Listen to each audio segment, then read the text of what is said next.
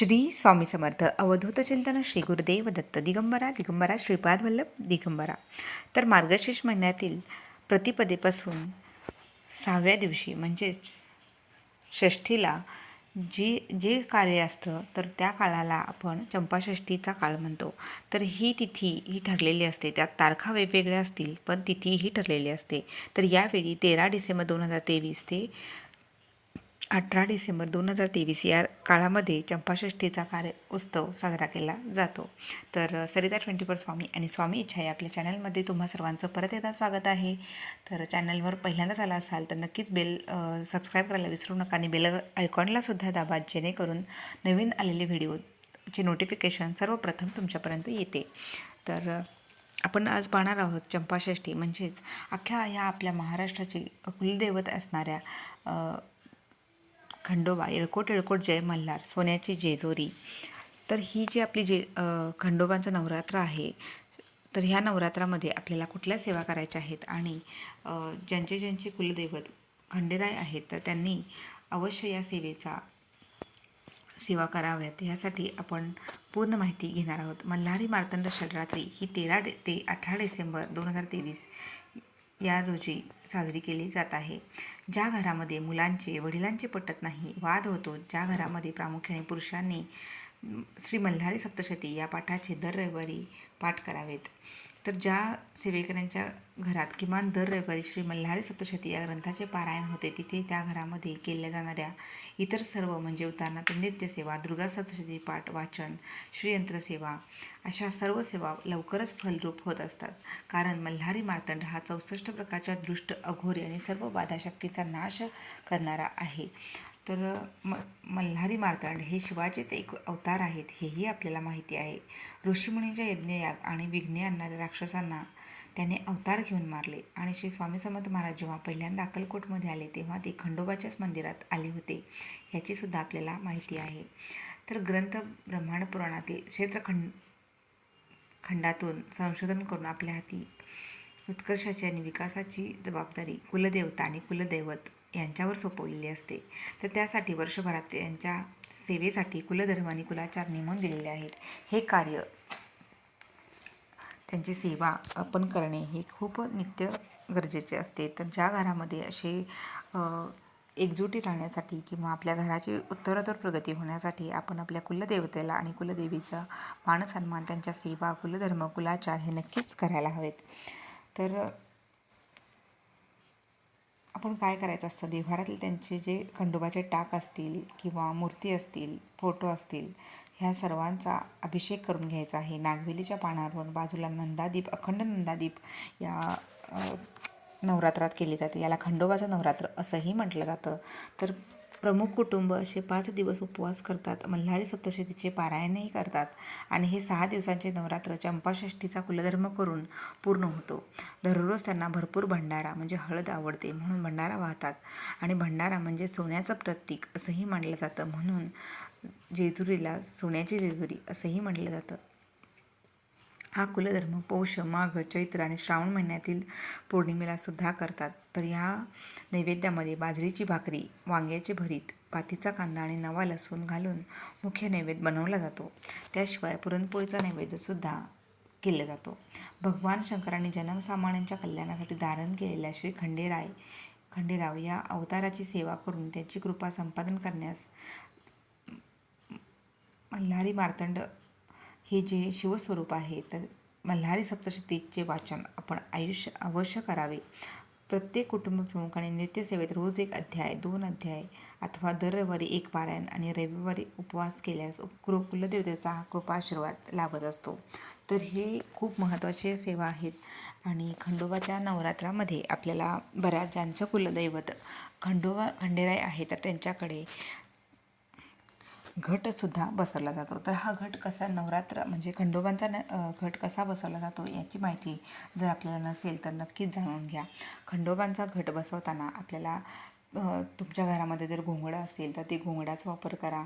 दशान असलेलं जर नसेल तर किमान तुम्ही पिवळं वस्त्र घ्या, की तुमच्याकडे पिवळ्या रंगाचं जे वस्त्र असेल त्याची मांडणी तुम्ही पाटावर किंवा चौरंगावर करू शकता किंवा तुमच्या देवाऱ्यासमोर करू शकता. आणि त्याच्यामध्ये आपल्याला कुलदेवतेचा कलश भरायचा आहे. आणि जो नारळ असतो त्याला आपण जसे मल्हारी मार्तंड भंडारा आणि कुंकू लावतात तर त्याप्रमाणे कुंकू आणि भंडारा लावून आपण त्या नारळ सजवायचा आहे.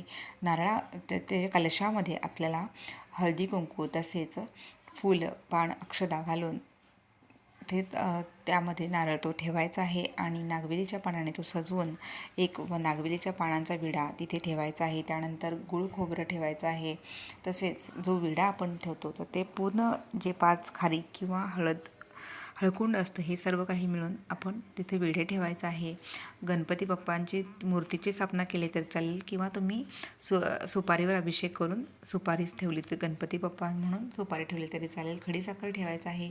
अखंड नंदादीप आपल्याला तेवढं ठेवायचा आहे. ह्या 5 चंपाषष्ठीच्या काळामध्ये जसं आपण नवरात्रामध्ये देवीला अखंड नंदादीप लावतो त्याप्रमाणे आपल्याला खंडोबाच्या नवरात्रामध्ये अखंड नंदादीप तेवत आपल्या घरामध्ये ठेवायचं आहे. तसेच तुमच्याकडे जे देवाचे टाक असतील, मूर्ती असतील, फोटो असतील तर ते व्यवस्थित स्वच्छ पुसून आणि अभिषेक त्याच्यावर करून आपल्याला त्यांचीही स्थापना ह्या मांडणीमध्ये करायची आहे. तुमच्याकडे जे फळं असतील तर ते फळ तुम्ही दाखवायचं आहे नैवेद्यासाठी. तसेच बरेच जण ह्या काळामध्ये उपवासही करतात तर तुम्हाला यथाशक्ती जे शक्य आहे ते करावे. तर घरातील कर्त्या पुरुषांनी किंवा घरात जे व्यक्ती आहे तर त्यांनी दादांनी ह्या सेवा अवश्य कराव्यात. याचे खूप सुंदर असे लाभ आपल्याला मिळत असतात.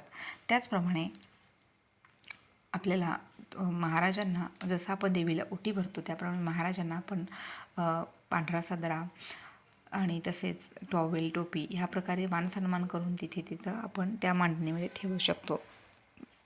तर तुम्हाला शक्य असल्यास तर 5 दिवस ही मांडणी तुम्ही व्यवस्थित ठेवा आणि मग 6व्या दिवशी याचं विसर्जन करा. तर जे घटातलं जे तीर्थ किंवा पाणी असतं तर ते पाणी आपण झाडांना घालायचं आहे, तुळशीला घालायचं नाही आहे. आणि तो नारळ तुम्ही विसर्जन केला तरी चालतो. तर अशा प्रकारे किंवा तुम्ही जवळच्या तुमचं जर काही मंदिर असेल तर त्या मंदिरात ठेवला तरीही चालेल. तर अशा प्रकारे आपल्याला खंडोबाचं नवरात्र चंपाषष्ठीचे जे काही म्हणतो ना आपण सेवा आहे तर त्या करायच्या आहेत. तर तळीसुद्धा ह्या काळामध्ये भरली जाते. तर तळी कशी भरावी याचाही आपण माहिती थोडं नंतरच्या व्हिडिओतही घेऊ. आणि थोडक्यात मी तुम्हाला सांगते की तळी भरतानासुद्धा आपण भरपूर भंडारा त्यानंतर खोबरं हे सगळं त्या तळीच्या सामानामध्ये असतं. त्यानंतर 4 ते 5 व्यक्ती मिळून ही तळी भरतात. घरातील व्यक्ती किंवा आपलं जे काही तुमची भावकी असेल तर त्यांना एकत्र येऊन सुद्धा ही तळी भरली जाते. तर येळकोट येळकोट जय मल्हाराचा जयघोष करत ही तळी भरली जाते. तर 5 पावलं जेजुरीच्या दिशेने चालले जातात आणि ही तळी ठेवली जाते. तर ह्याचे सविस्तर व्हिडिओसुद्धा आपण पाहूया. पण आपल्याला हे लक्षात घ्यायचं आहे की 13 डिसेंबर 2023 बुधवार ते सोमवारी 18 डिसेंबर 2023 या काळामध्ये चंपाषष्ठीचा ज्या मल्हारी मार्तंडाची सेवा आहे त्या आपल्याला रुजू करायच्या आहेत. आणि आपल्याला जे अखंड महाराष्ट्राचं जे कुलदैवत आहे किंवा तुम्ही जरी महाराष्ट्रात राहत नसाल तरी ज्यांचे कुलदैव भगवान खंडेराव आहेत तर त्यांचीही आपल्याला पूजा करायची आहे, या सेवा करायच्या आहेत. तर या सेवेबरोबरच आपल्याला शिवलिंगाचं जे अभिषेक करतो आपण, रुद्राभिषेक असेल किंवा हळदीचं शिवलिंग बनवून बऱ्याच ठिकाणी याची पूजा आणि स्थापनासुद्धा केली जाते. जसं भगवान खंडेरायांची पत्नी बाणू हिने हळदीचं शिवलिंग बनवून त्याची सतत सेवा केली होती. तर त्याप्रमाणे शिवलिंगाच्या पूजेलासुद्धा या आपल्या चंपाषष्ठीच्या काळामध्ये खूप अनन्यसाधारण असं महत्त्व आहे. कारण खंडेराव हे शिवाचेच अवतार आहेत आणि ते माणसाच्या कल्याणासाठीच त्यांनी अवतार घेतला होता.